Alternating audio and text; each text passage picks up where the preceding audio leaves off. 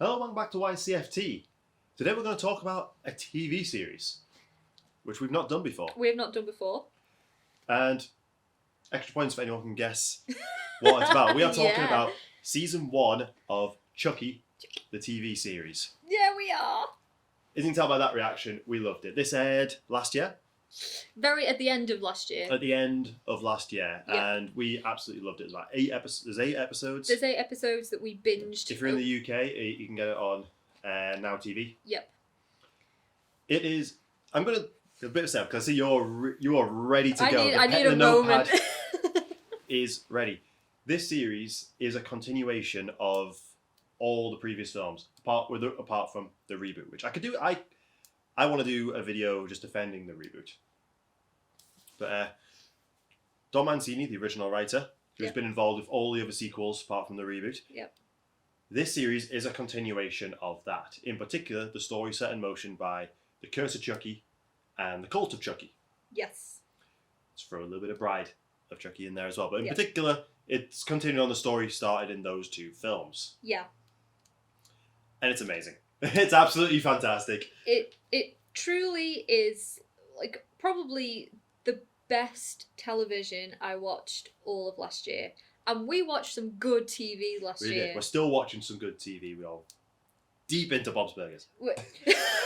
Other end of the genre the other spectrum. end of the genre spectrum. But interestingly, in the same month, we were also watching the I Know What You Did Last Summer TV series. Yeah, we were. They came out roughly around the same time. Obviously, 2 slasher franchises, and God, that was awful. And I found out the day of recording. I just found out. I was checking Twitter on the toilet that There, Twitter time. Twitter time. That it has been axed. It's been cancelled. It's like, well, good, because no one liked that ending. Yes. It was awful. It was just they didn't write teenagers very well. This film does a much better job. It really, really does. Should I go into like the basic plot? Yes. I'm just gonna keep talking. I can see you're just like ready. Basic plot is this young boy called Jake. Do we have the actor? Zachary Arthur. Zachary Arthur finds Chucky at a yard sale. Yeah. And takes him home. He's well, as an important part of the show, he is gay. He is. Like the director. I'm not just saying that is an important part. 100%. His mother is dead. Yeah. And his dad is an alcoholic. Can't really deal with his son's sexuality, but it's more like he can't deal with the death. The loss of his wife. Loss of his wife. Yeah. Chucky influences this boy's life in many ways. Yes. And things start to go awry. Chucky clearly has a broader plan that he's not telling us about. At the same time, this is mainly following on from Cult and Curse. Spoilers for the end of Cult. Chucky transfers his soul into Nika, Yes. who's the paraplegic character from Curse and Cult. Yes. For some reason, that means she can walk again when he's in control. Yeah. But this is voodoo. It's voodoo shit. Happens. And obviously that is played by the great Fiona Dourif, who is the daughter of Brad Dourif, who is still voicing Chucky in this. So she has to play Nika, play Chucky in Nika's body, and also in flashbacks. They have flashbacks of a young Charles Lee Ray, who Brad Dourif played in the original film. And he's in Curse as well. He was in the flashbacks of that. They just made him look a bit younger. They were going back so far that it was easier to dress up his daughter to look like him, and it looks amazing because they got very similar facial features. All they did was do a prosthetic on the nose and the chin and shoot it in fairly dark lighting. I would not been able to tell. Fiona Dourif as her dad in the 1980s with a perm. It does something to you. Yeah. It's really something else. Yeah. And I'm still trying to get Fiona over Dourif it. pretending to be or playing Chucky in a woman's body. That does something as well. She is the best actress in this. Her scenes with Jennifer Tilly, who's obviously also returning, who's from this follows on from what we see in Seed, where it's the Tiffany character has transferred her soul into the body of Jennifer Tilly. It's weird. It's meta. It's I just advise you watch the films. Watch the films prior to this. I think essential watching would be Bride, Curse and Cult. Yeah. Maybe a bit of 1 and 2. Although I would say that this series, it does do a good job of recapping Recapping a lot. events. Yeah. It does, like, I think it's what you get a better appreciation if if you know you've what's seen going on. Yeah, But definitely. Our highest respects go to Fiona Dora for this. She is the standout in this show. I was floored by her performance. Like, all elements. She's basically playing three characters. She really is. She does a hell of a job. She's got her dad's like That's acting it. talents. The only weird thing is obviously when she's playing young Charles Lee Ray, Brad is doing the voice of it, but obviously Brad Dourif doesn't talk with the Chucky voice. Yeah. And I've seen young Brad Dourif, so it's really weird seeing a young Brad Dourif with Chucky's the doll's voice coming out. Yeah. And it's a bit odd. It's a bit odd, but I think when it comes to the flashback scenes, they play with lighting a lot and stuff. And also we have the young Tiffany character with Tiffany. Jennifer Tilly's voice of it, which is weird. Again, it's odd. But yeah, that's the basic setup then. Yeah. How is Chucky in this series for you as a character? I think Chucky is at his most foul, most mischievous. Maniacal. He is Yeah. amazing. He is fantastic. They followed the design from Kirsten Colt. Yeah. It's like change in design. Well, also I think in terms of the Chucky character, what they did, like as you say, this is focused around Jake. Yeah. Another boy called Devon and a girl called Lexi. But this is the first time in the franchise in a long time that they've made the protagonists young kids. Yeah. Not It's since first Child's time Play since 3. Child's Play 3, yes. It's brought it back to kids. Teenage. It's never been teenagers. No. And I think that is why the show works so well. Because at its core, this show, this one series, it's a teen dramedy. Yeah. It really is. Like, it's about the difficulties of school. It's about bullies. It's about sexual repression. It's about having your first crush. It's about troubled parental relationships. And it's all of those things are just so perfectly balanced. But Chucky... He's in the background. He's the puppet master. Chucky is the puppet master. Yeah. He's trying to push Jake to be a killer. He is. Because Lexi is a foul character. Oh, Lexi Arguably, is a lot of just... ways. In the first few episodes, she is more of a monstrous character than Lexi, Chucky you is. are rooting to die. Yeah. From, like, I've never wanted a character to get it we so aren't bad. gonna, we aren't going to spoil the entirety of the show, but No. I think it's worth spoiling Lexi's character a bit. I think so, yeah. Because they Certain do a characters- complete U-turn with her character, and to me, this is really good writing. You start rooting for her really quickly, considering how foul she is for the first 3 episodes. Yeah. Like, consider you want her to die, then instantly I'm actually kind of rooting for it now. It's Yeah.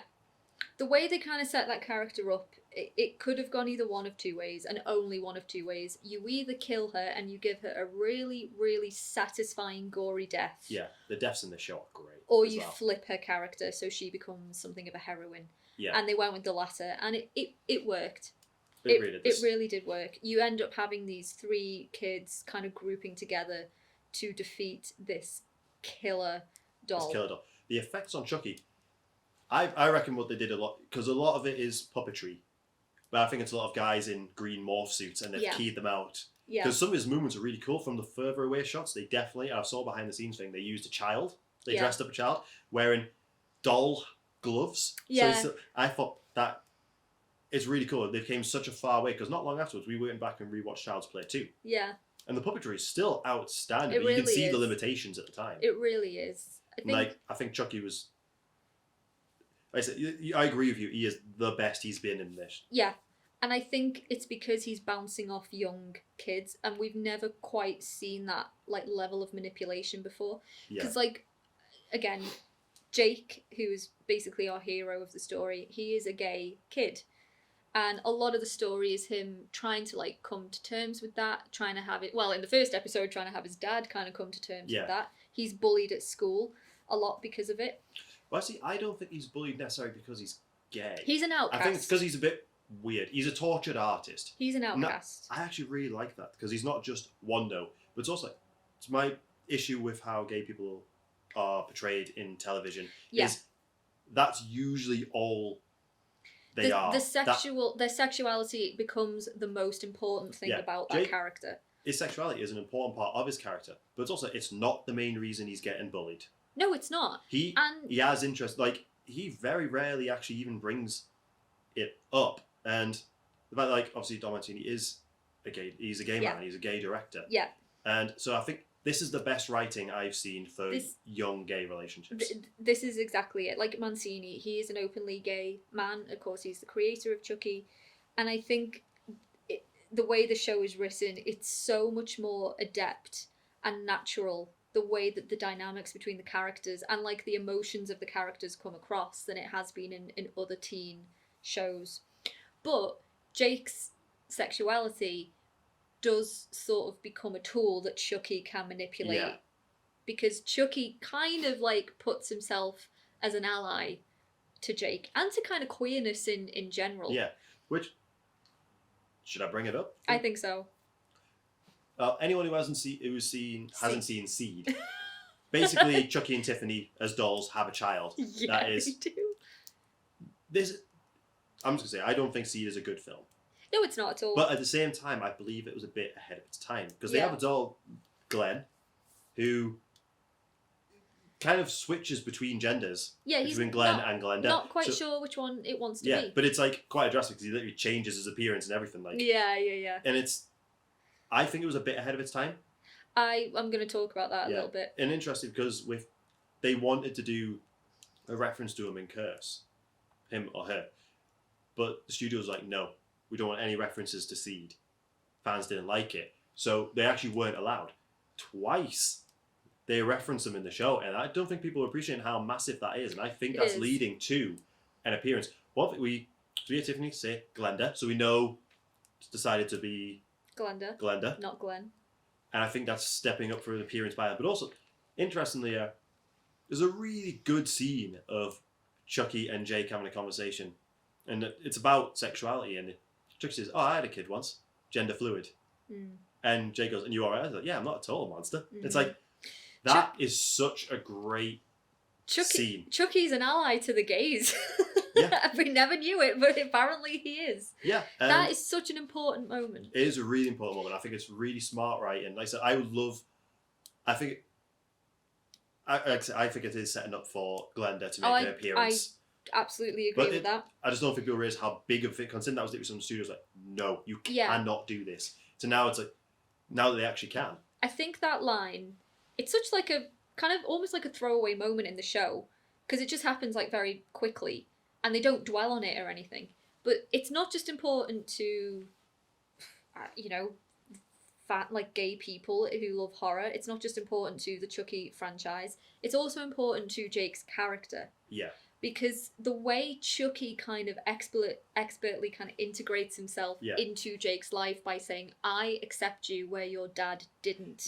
I support you where your dad didn't. I may be a supernatural serial killer doll, but your dad is the monster because he doesn't accept you." Yes. It's really clever. The way, like, he kind of uses his manipulation to, like, lure these kids in is really well done, and we've not seen that in the Chucky franchise before. In the franchise, we've not had this amount of time to develop the characters and Chucky's plot.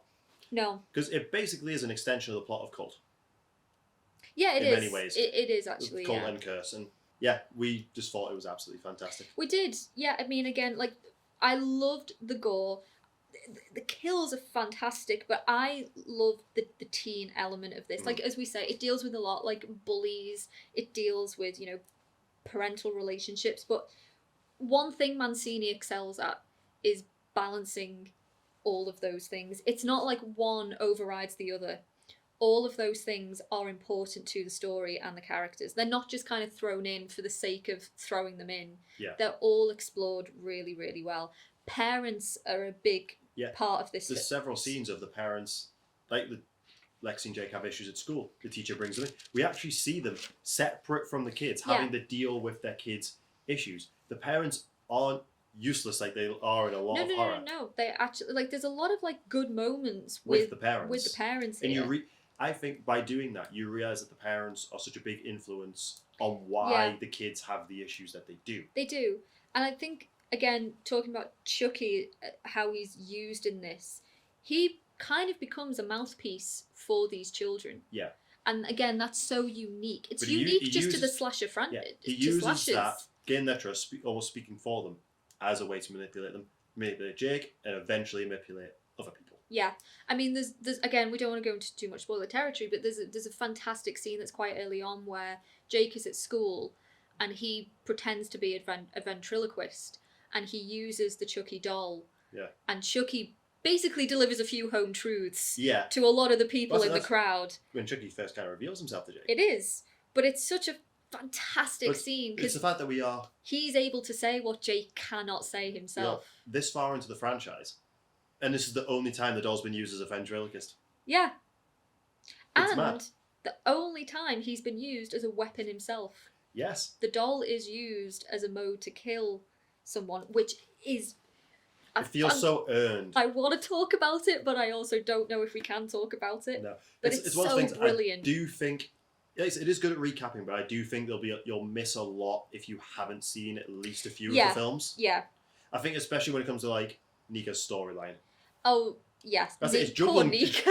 It's juggling a few different plot lines here. Yeah, but it does it so adeptly. Yeah. Not a moment is wasted, and not one component is just kind of like. Yeah. I Thrown think they away. knew very early on Yeah. that they were getting a second season. Just the way it ends. This isn't even a spoiler. After the show actually ends, there's a little wrap up with Chucky Yeah. in a dressing gown, in a chair, basically. Oh, I hope you enjoyed the show. And he does a kill count. I've never seen like Does a kill count? Dead Meat might be annoyed that he doesn't have to do his job because He said he's- that. He Did he said say they that? did Did me he? out of a job, yeah. Yeah, Chucky does the kill count, and that I think that means that they know about his channel, I think so. Yeah, which I is think it's really a cool. little. But that's what they use that as a way to say, "Oh, we'll be back. We've got more planned." And that was Yeah. when they tweeted out that there's season 2 coming. So they must have known early on enough Yeah, that they were going to do more. yeah. Do you know an interesting thing as well? Kids getting into true crime podcasting is becoming more and more of a thing. Yeah, this is it's the second show we've watched about it because Devon is into true crime. Devon is into true crime. Jake listens to Devon's true crime podcast that he does, and obviously we very recently watched Only Murders in the Building, which everyone needs to watch. It's perfect. Also, Ghostbusters. Oh yeah, Ghostbusters. We have a character called Podcast. That's his whole yeah, thing. who has Like, a podcast? podcasting is becoming like more of a mainstream thing with kids, I guess, and Yeah. like true crime. I just thought that was like a nice little thing. But I think one of the big reasons I love this show so much is it is just pure melodrama. Yeah. Like in every respect, like everything is heightened. Jake is not just an outcast in the school. He is obsessed with dolls. He's making this weird Tortured artist. this tortured artist. Lexi, who's the bully who ends up like joining forces with the boys, like she's not just calling Jake names. She dresses up as his dead dad for Halloween. Yeah. Like everything is so extreme in this, and we've got a lot of slow-mo, like very stylized kills. Yeah. It's almost kind of like operatic. And I think in a way it's a testament to Mancini and how the Child's Play franchise, like you said, has always been, I think, a bit ahead of its time. Yeah. From how it kind of combines different tones, comedy to horror, to, you know, like Venom to really funny moments. Like Seed, we have a gender fluid character before the term gender fluid was probably even Yeah. a thing. Bride, we have doll sex. What is that? Yeah. When have you ever seen dolls having sex before? Yeah. It's You know, in Curse, we also have a disabled lead. Yeah. Like, you know, we're going back a fair few years now. It's like Mancini's always kind of been ahead of the game, and He has. this series is just bang on. what I love is It doesn't condescend its audience at all. no. People seem to love working on it as well. Obviously, he's brought back a lot. I'm not going to spoil it. There's some legacy characters popping in every now and then. The fact that all of them just want to return. Obviously, Jennifer Tilly is like best mates with him, Yeah, and she loves him. She'll do anything for that man, I think. yeah, Fiona Dourif now is like in the family. yeah, and Yeah. just I love it. And like all the stories that come out from the set is they all just had a really good time. And I really like when they do an interview where Jake and Devon ask. Sorry, Phil, cough there. They Oh. ask him about the first kiss. Yeah, Jake and Devon have a first kiss. In Yeah, this. which feels so earned. It's beautiful. They ask him, was that what your first kiss was? He goes, no, that's what I wanted my first kiss to be. Mm. Like this shows like a way of him. That's what I wished my first kiss was Yeah, like. it's almost like he's using the show to say how he wanted his first relationships to go. There's a really lovely moment as well, and I can't remember if it's early or later on, where the boys hold hands together in the school. And it's like time lapse, but they're stood like They're they're in just- normal time, but the rest of school's in time lapse. Just kind of like so enamoured with Yeah. each other, like the rest of the world is just The passing rest of the them world by. doesn't matter. It's so well done. Yeah. I can't wait for season 2. I absolutely cannot wait. Cannot wait. Comparing for it season to- 2. I know what you did last summer. Yeah. They did not know how to write. That felt like really old men trying to write for teenagers. Let's throw the buzzwords out. It's the fact that they actually had a scene where it's like, oh, she has an OnlyFans, which pays out in Bitcoin. It's like, have you just thrown words together? I know what you did And last none of the- summer. No, I did not believe that any of them were friends. It's a very that whole show was a very superficial attempt to connect Yeah. to a very specific demographic, and it didn't work. Yeah, it's like every single character was sleeping with every other Oh. character. It's like, I'm sorry, but like, Everyone is very sexually fluid. Like Instagram is used every other line in the show. We've got a character that has an eating disorder that's never really like made into a thing. It's just there. It's yeah, it's just the plot point. Like, obviously, we have left that age group, yeah. but we're not that far away from it. And, No. But you can tell it's been written by older men who kind of look at the internet and say, "Oh, this is what kids are like." It's like, no, we are more complex than that. We are We're smarter more than than you give us just credit Instagram. for. We are Yeah. more than just. And even like, it's just the way it handles gender in that show is just not It wasn't. believable. No, it wasn't. Plus, It's- the plot was crap. The kill I think reveal was we're all. kind of we literally stuck biased with because we hated it so we stuck- much. we stuck with the show to find out who the killer was. Just be bitterly disappointed. It's not good writing. This isn't even spoil. Do not go in it if you want the fisherman hook killer from Oh, you the don't previous get it. films because No, no. it's not in there. No, I think, and by contrast, you have Chucky, which is written for kids that are even like further below our age group now. Yeah. But I connected with those characters. I fell in love with these characters. Like I really love these kids. I was rooting for them all the way. Like the relationships, not just the romantic ones, but the friendships between them. Like it's so natural, and it was just so expertly written. And you can tell, I think Mancini is probably drawing from his own kind of personal experience a little Yeah. bit. I don't know, like that's purely speculation on my part, but I assume it would It's like help. I don't think he'll do another Child's Play or Chucky film now. I think now he's got Yeah. this stage. He's got the stage of TV, and if people, the reviews I've watched of it, the things people nitpick at, I personally don't have a problem with. No. But for the most part, the reviews have been really Yeah. good. People really like this show. I will rewatch this again and again and again. Well, it's I like, think I'll it's rewatch it. fantastic.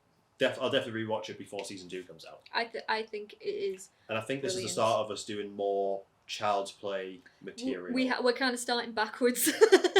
We started at the most recent thing. Yeah, probably aside from *Malignant*, this is the most recent thing we've discussed. I think on the Halloween channel. Kills. Halloween. Oh, fuck! Ignore me. Yeah. Yeah. Oh, and Oh, Ghostbusters. by the time this one comes out, Scream. Will have Yeah, just cut done that Scream out. by then. Yeah. Just cut that out. No, I'm leaving all that. I'm the editor. I cut out what I want to cut out. No. But yeah, do you have any more points? Oh god, other than the fact that there's so much to say. I love this so much.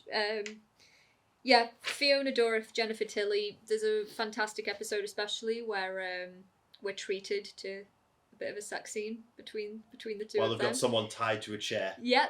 Oh god, Jennifer Tilly is at her most sadistic in this. Yeah, And well, it's the weird most and we've seen. wonderful It's the as most Tiffany. we've seen of Tiffany as a human Yeah.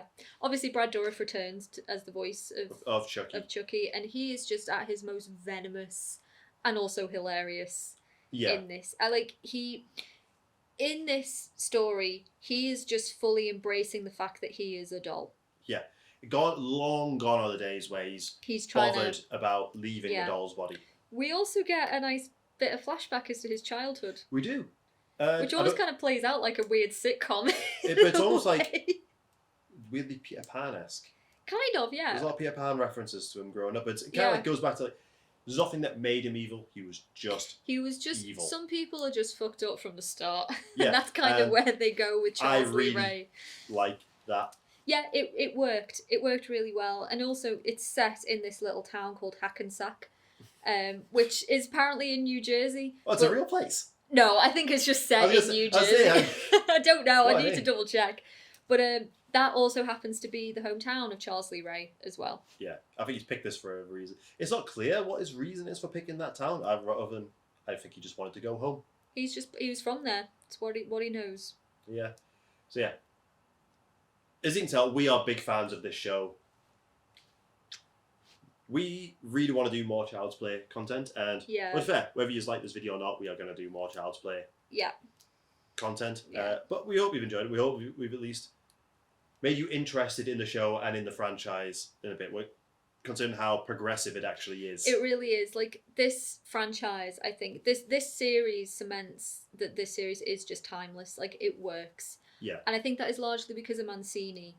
But Child's Play has always kind of been pushing boundaries Yeah, in a lot of ways. And it's honestly just worth checking out. It's good TV. really, really good. So, thank you for watching. And we will see you again next week. This is a usual thing where we're recording a lot in batches, and I have absolutely no idea what order these are coming out in. We'll see. So I See don't what we know. I don't feel know whether I should be saying, "Oh, have a happy Valentine's Day soon," or "I hope you had a great Valentine's Day." We don't know. We don't know, but right after this, we're about to record a Valentine's Day video. Yeah, we are. So have a good day, and yeah, dive into the Child's Play franchise. Oh, You do won't. it. You won't be disappointed. You won't be Treat disappointed. yourself. Even when the franchise is at its lowest, there's stuff there to be enjoyed. Every film, there's something. Yeah. So, goodbye. Subscribe, damn it. I'll be back. I always come back, and so should you, you moron.